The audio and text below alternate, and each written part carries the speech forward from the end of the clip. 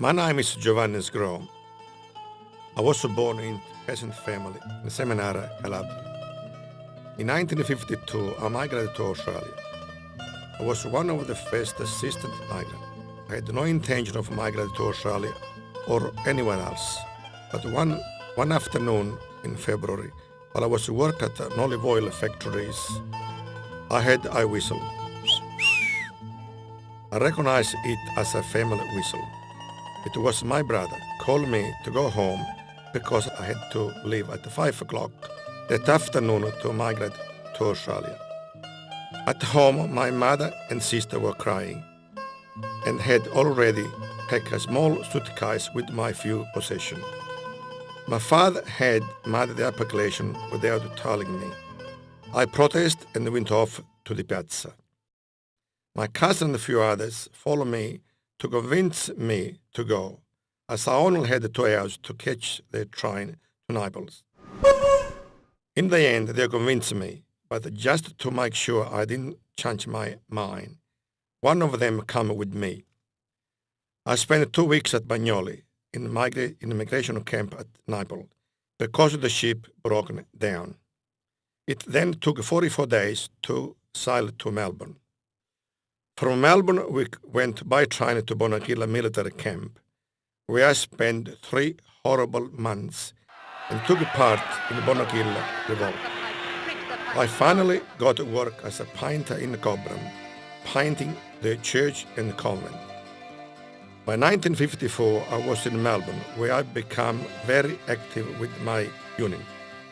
I then became involved in the Labour Party because I realized that migrants were discriminated against and they were just numbers. Because I was involved in politics, the Conservative government of the day refused me the citizenship and the re-entry visa, so I could not go to Italy to visit my sick mother. That was very hard for me and my parents, but I was convinced that what I was doing was right. It wasn't until 1973, after the election of the Whitlam Labour government, that I was granted Australian citizenship at a big ceremony at the Coburg Town Hall. In the early 70s, I was one of the founders of FILEF, the Italian Federation of Migrant Workers and their Family in Australia, and the first president of Ethnic Community Council of Victoria.